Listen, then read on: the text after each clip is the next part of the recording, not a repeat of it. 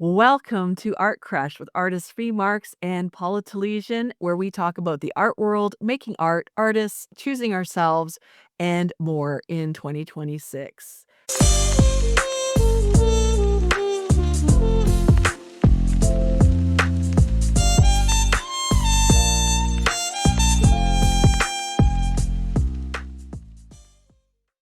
Hi, Fee. It's episode 2.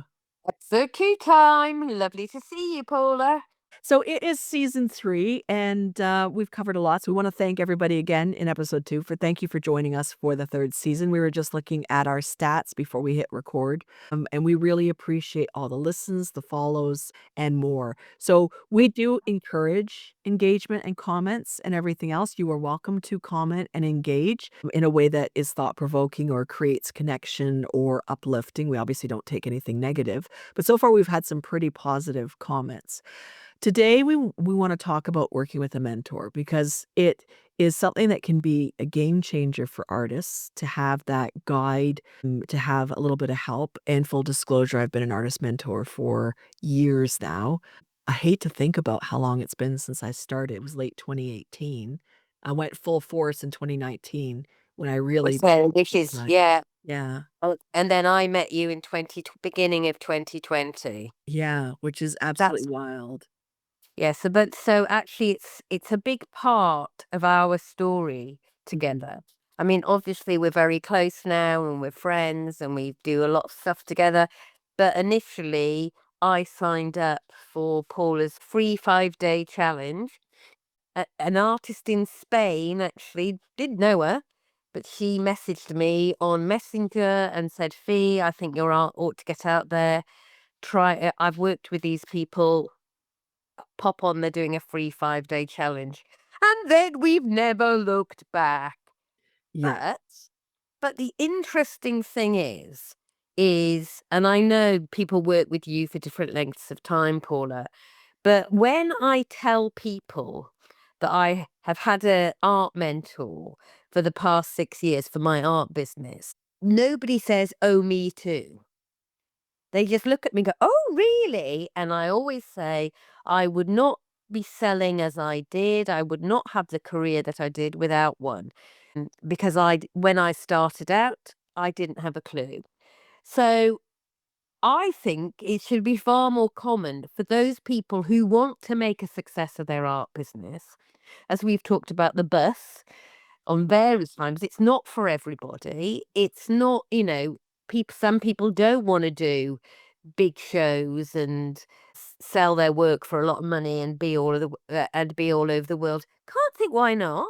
But but for some people, that's not their choice. That's not their preferred. But if you are like that, I just like to say why. What is it that's holding you back? Do you not have anything to say? Do you not want people to hear your voice? Just saying that. Yeah. And yeah, it's just been an invaluable experience for me having Paula in my life as my mentor, my friend. So I'm just wondering, Paula, maybe some people listening, even though they're artists, might not know what a mentor does and how it supports you.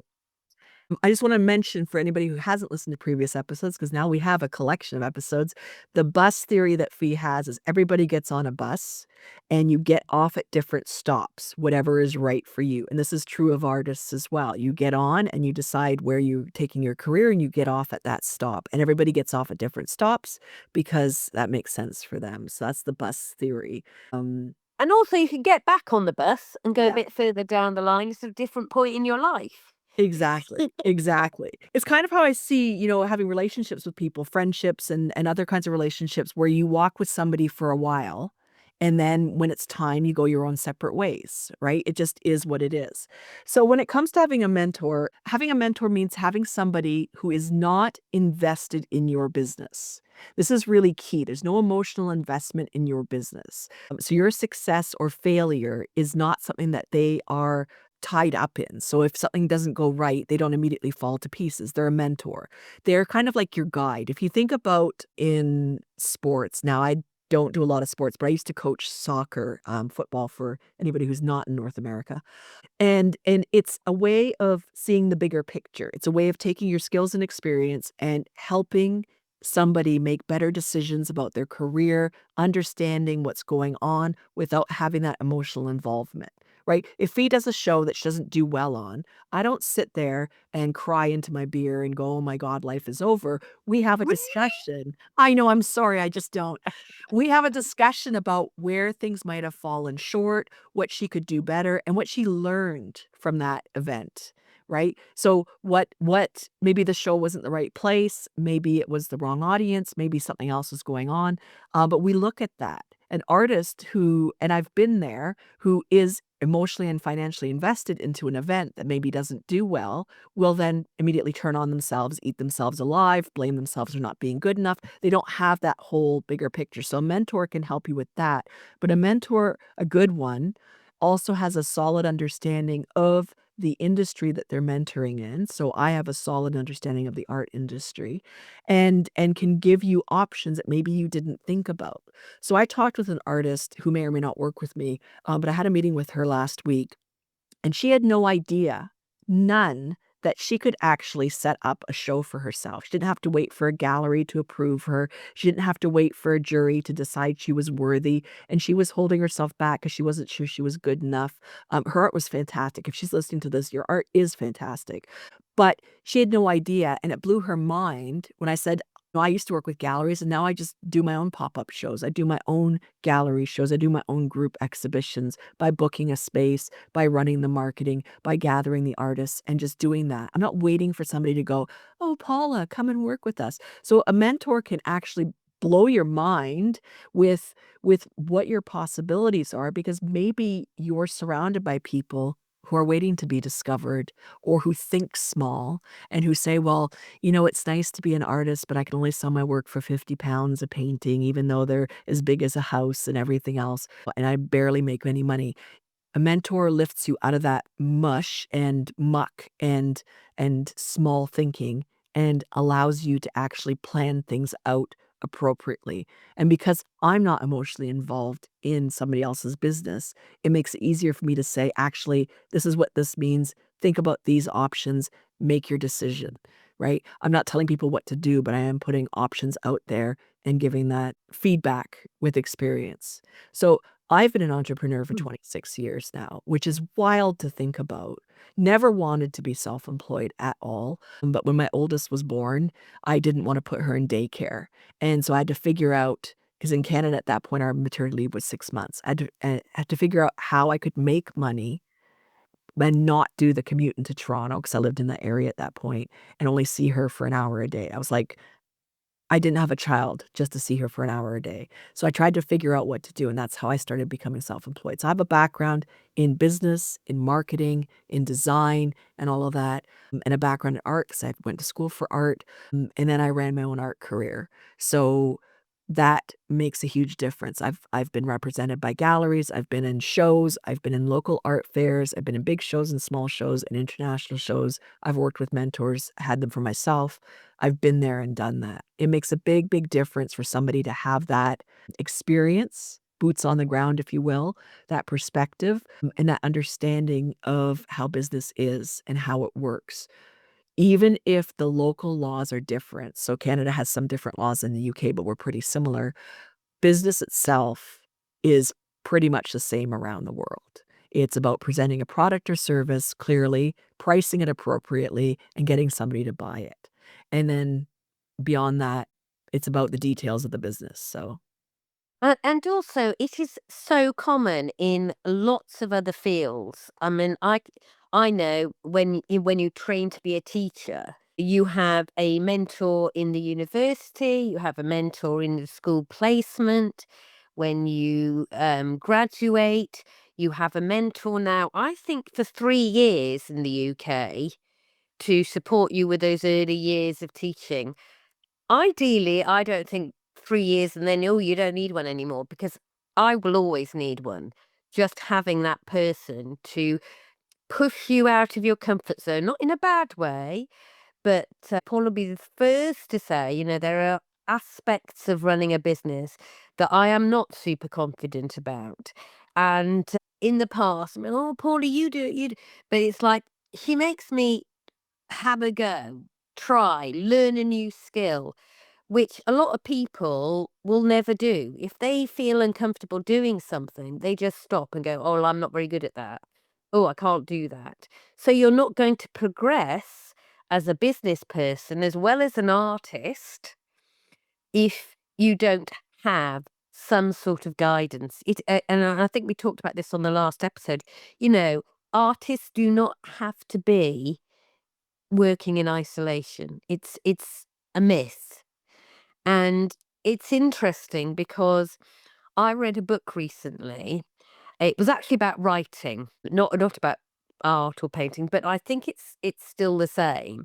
It was talking about women writers and basically saying that how we see writing, if we think of a writer now, we think of them a bit like an artist in a garret, writing by themselves, not talking to anybody, having to be in extremely quiet or in the middle of the Scottish Hebrides.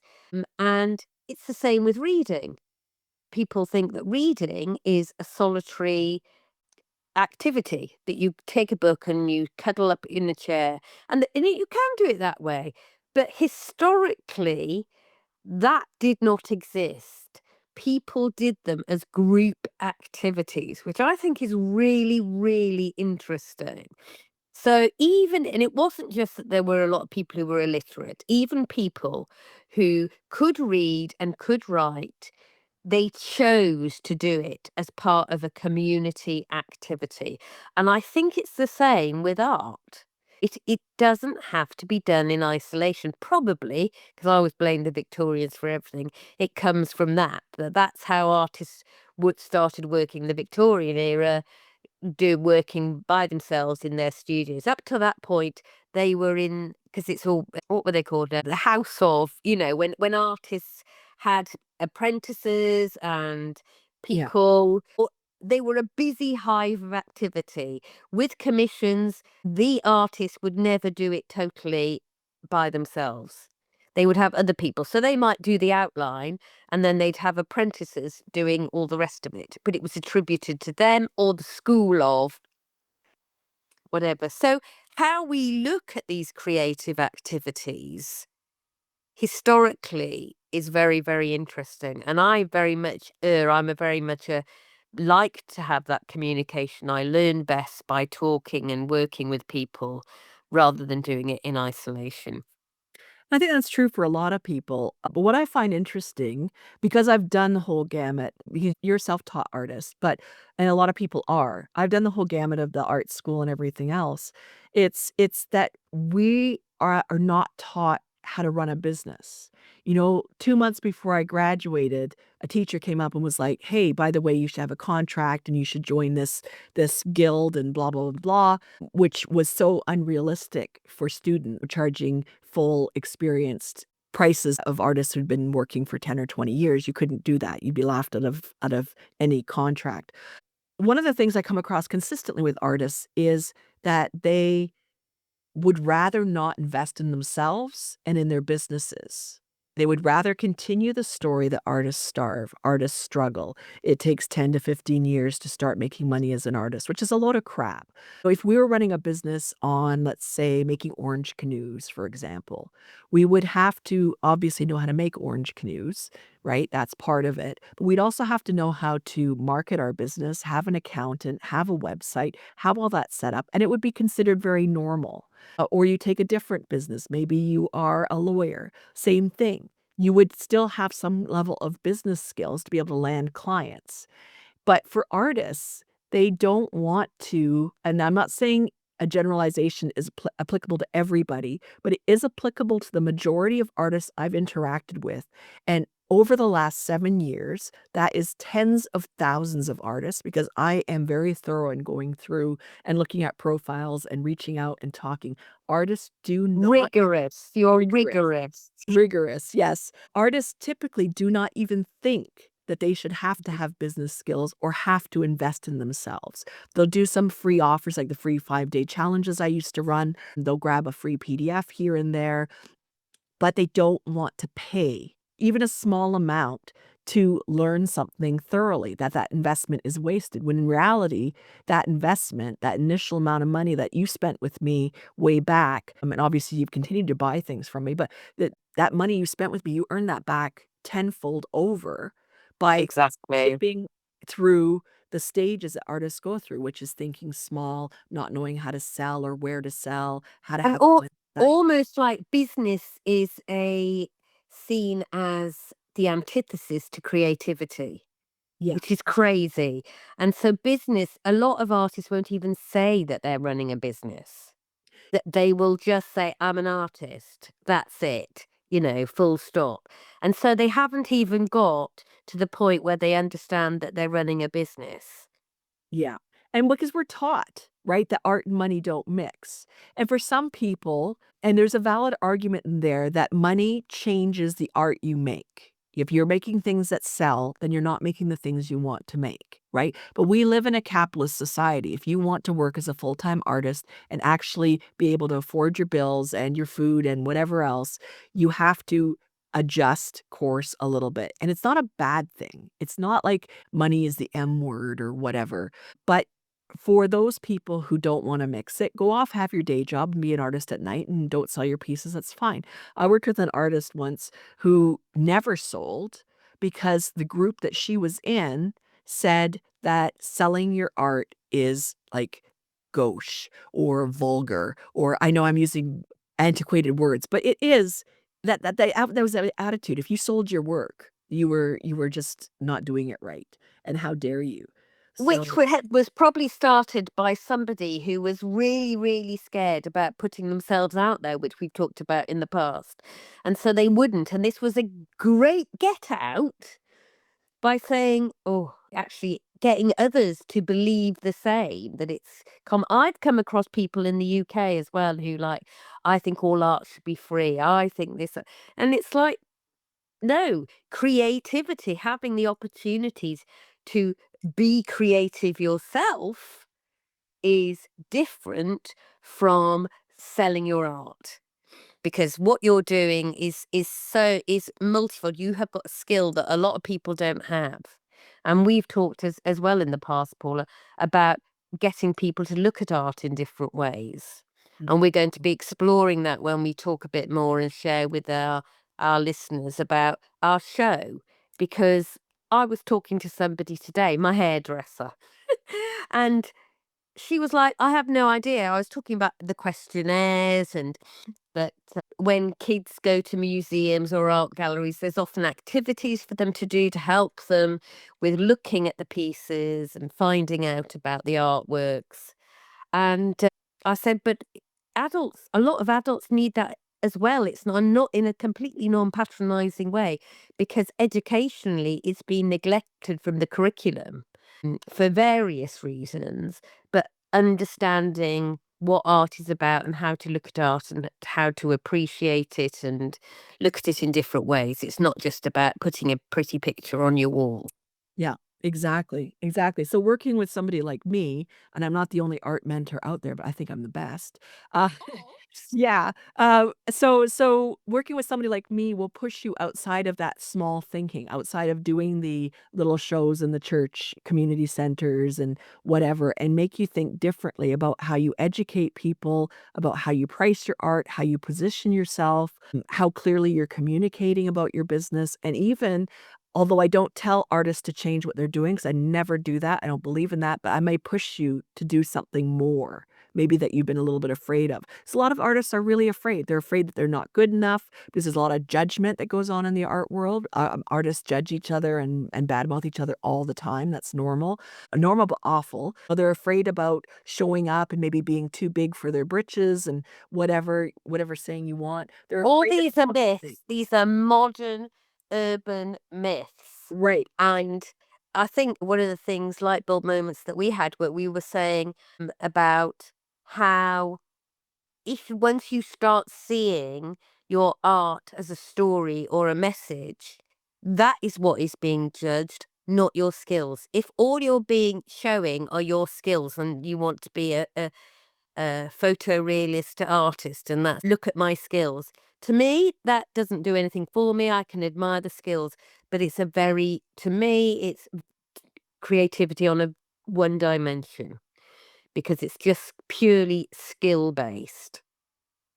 But once you are getting a message across with whatever field of creativity you're exploring, music, writing, drama, art, that is what you want to be judged on in what you got to say and initiating that debate. And suddenly you're not so frightened about putting your art out there because you're not feeling judged by your skills, but by what you've got to say. Yeah, exactly. So your visual art that you make is a vehicle for what you're actually communicating. And that's one Yeah. of the things that I do with my clients. We sit down and talk about the big why. And there's a whole PDF questionnaire to fill in, which is a pain in the ass. I know because I've done it myself. But when you come out the other end, you're very clear on your message. So, Fee, for the entire time we've worked together, you haven't wavered in your confidence because you know exactly what you have to say as an artist. Yeah, and it's not about my skills as an artist. It's about I'm passionate about what I've got to say, what stories I want to get out there, and I feel it's important that I do that rather than, oh, I just need to show my work in an exhibition. It's not about me in that way. It's not about my ego because it's about what I've got to say. And I think that once you start understanding that, that self-doubt gets erased because you're not doubting what you've got to say. You're confident and passionate about what you've got to say. And that is how all artists should feel about their work, not about, oh, does it look like the picture? Well, that's not creativity if that's what you're aiming for. If you're saying something about a landscape, you're actually adding in emotion and mood and how it's making you feel and how it might make other people feel. That's completely different.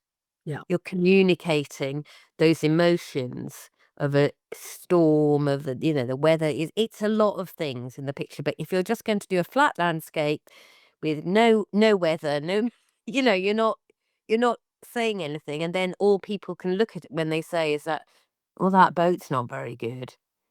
With understanding a deeper level in your art, it makes it easier also to not worry about what other artists are doing, right? You can go to shows, and I do go to shows, and I see a lot of the same stuff over and over and over again. But when you have that message, you're not worried about, okay, 6 booths over, it's the same style of art. Will they like my style better or not?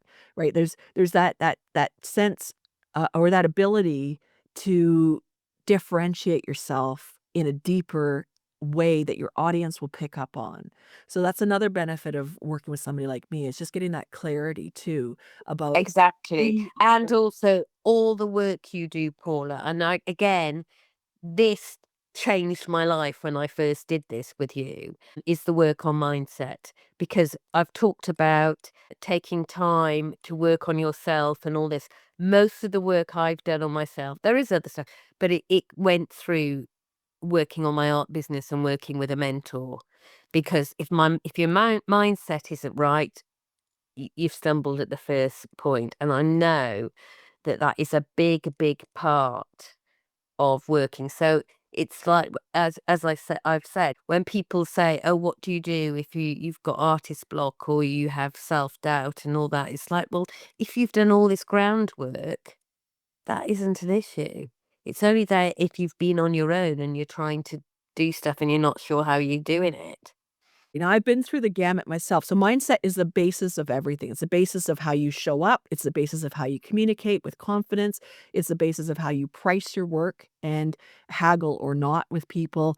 It's the basis of how big you reach. I think a lot of people who in air quotes, don't want to go big are actually suffering from mindset that they actually really secretly do, but they get off that bus we talked about earlier early because they feel that that's just all they deserve. So mindset is the foundation of everything that I teach to the people who take my courses and to the people who work with me in coaching. It is the foundation of everything when it comes to art. And I know this because when I worked with my first mentor, we didn't address mindset at all. And I really struggled with that because Wow. I got big fast. I was very, very focused, very like I put the blinders on, like horse blinders, and just went and I produced 350 paintings in the first year. And I went from nobody knows me to my work was selling internationally. From March when I started to December when that year finished, I had done shows. I had an artist rep who I ended up having to fire because she was no good. I was creating success. And it did create a bit of a stir because a lot of the artists around me when I was at shows were like, "Who the hell is she?" and blah, blah, blah, blah. I could tell that, like, it was going on. I could hear what they were saying, but I didn't feel worthy of the success I'd created. And I got onto the international stage, and my art was in the hands of celebrities and everything else, and I did not feel worthy. In fact, I don't have some of the images that I should rightfully have of my work with celebrities because I didn't feel worthy of that. So when I teach mindset, it's because I've been there. I've been at the lowest point where I was producing work that was really high, high quality, and I was marketing and everything else. And then when I created the success, I was like, oh my God, what do I do? Right? My pricing was all over the place until I got it together and I figured out what to do. My mindset was in the toilet. When I had my accident in 2019, which launched me as an art mentor, a business mentor, it ended up being a bit of a blessing in a lot of ways because it took me out of struggling with that last little bit of mindset. And it was through teaching other artists and seeing how common that was. I didn't realize how common the mindset issues were that I pulled my shit together.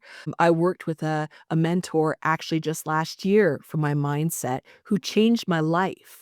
Right? I still work with people who come to me with the outside perspective saying, this is actually what's going on. This is what you need to think about. You're not stretching yourself far enough. What are you doing? Right? We all need that outside perspective and we should value it. But the wrong person will, pardon my French, fuck you up because they won't address the things that are going on underneath. So I've learned also how not to pick a mentor. When the mentor makes it about themselves and has an ego and everything else, they're not worth working with. And unfortunately, I stayed with my mentor for a little bit too long.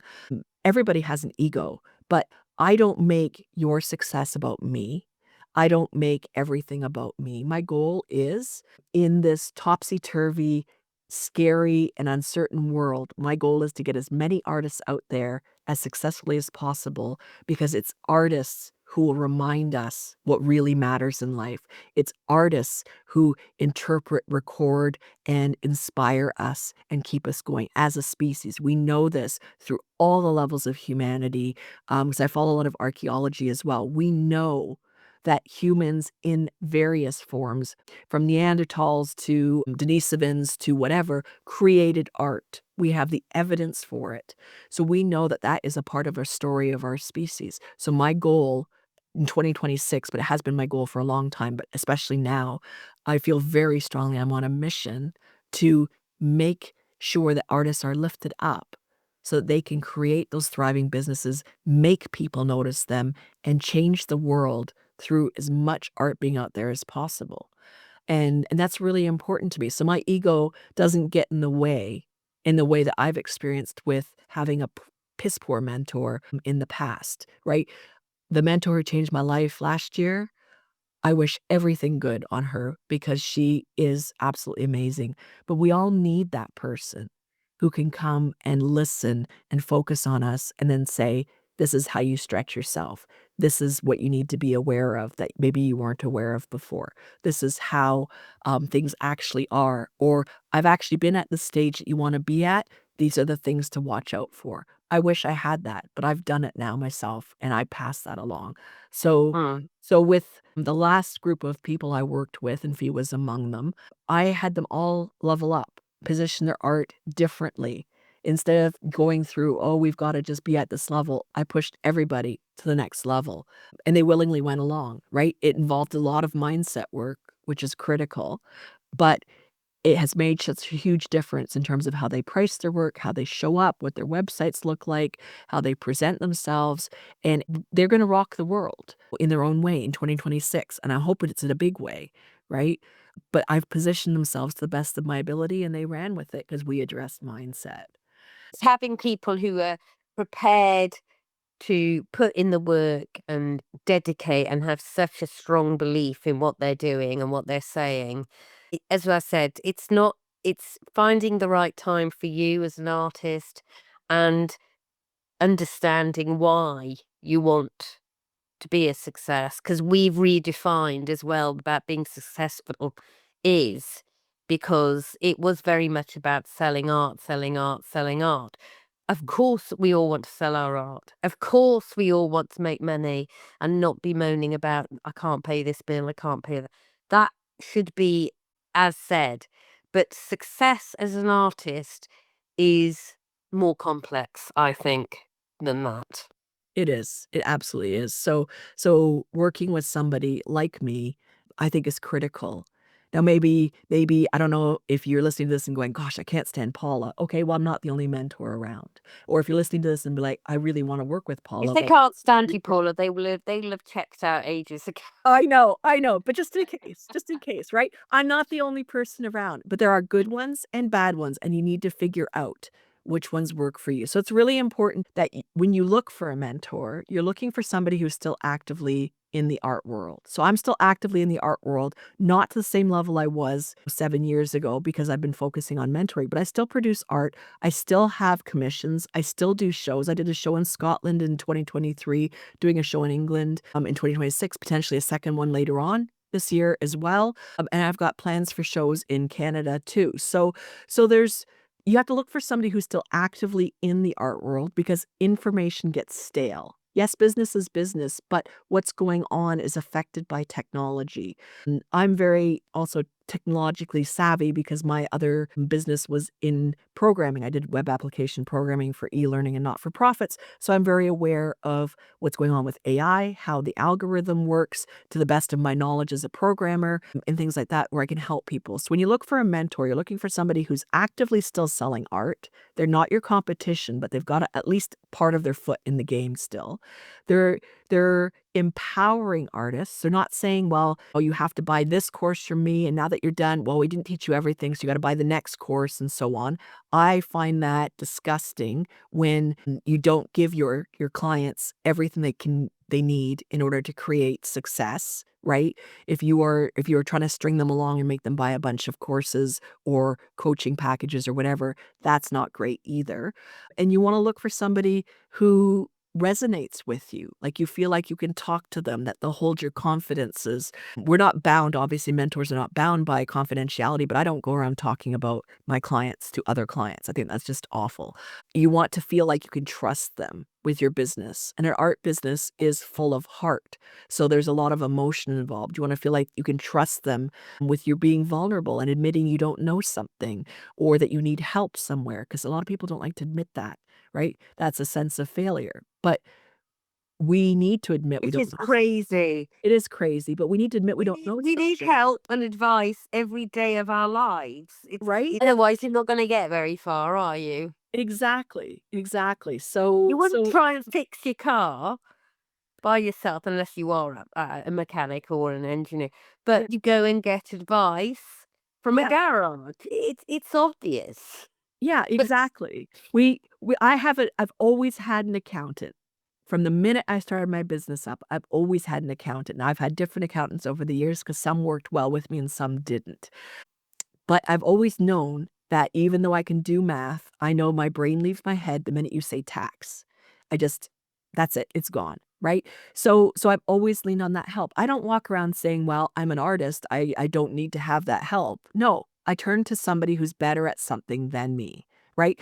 I stretched my canvases until pre-stretched canvases were affordable, and then I switched and never looked back because I hate stretching canvases. It's tiring and physical, and if you don't do it right, you end up with lumps, and, so I didn't wanna do that, so I looked for somebody or a service that can do it, like a store providing stretch canvases, right? We need to understand we don't have to do everything, and in fact, we shouldn't. We have zones of incompetence, competence, and genius, and so our art making is our zone of genius. Get help with the other bits you can't do, right? The competence and incompetence. I'm incompetent in accounting. I admit that, but I get help with it, right? And it's the same for everybody else. It is critical if you want to run an art business that you invest in your art business. You're investing in your tools, you're investing in your art education like Fee did. She learned how to make art, she figured out what worked and what didn't. She spent a lot of time being self-taught, having to figure out her style and refining it and all of that. But you also have to invest in your business when it comes to having somebody give you that advice. And if you think you can do it alone, nobody's ever done it alone. They've all Yeah. had In some any field, in in any yeah, field. yeah, exactly, exactly. It's So what do they say about, it takes a community to grow a child or whatever? it takes a village. Yeah, it takes That's a it. village. Yeah, it does, it See? does. You Well, go it's the same faster. with anything. You can't evolve on your own. Can you imagine if, let's pick a sport, whatever sport, that they didn't have a coach who's standing there and watching the game, understands the plays and psychology and whatever. You don't have a coach. It's just the players on the field or the ice or the pitch or whatever the sports you're thinking of, trying to figure out how to get to win. You need that person to be that. Yeah, the person who has the overview, who has a different perspective, who isn't so entrenched in the game that they can't see past the people who are next to you. They can see what needs to be done. 100%. Exactly. Well, I hope we've sold that to everybody. Yeah, hopefully, but if anybody has comments or questions or whatever, you're welcome to comment on these episodes because we do appreciate audience engagement. You can also reach out to me or Fee on our respective websites, and the URLs are in the show notes, so you're welcome to join us there and send emails in. Nice ones, please.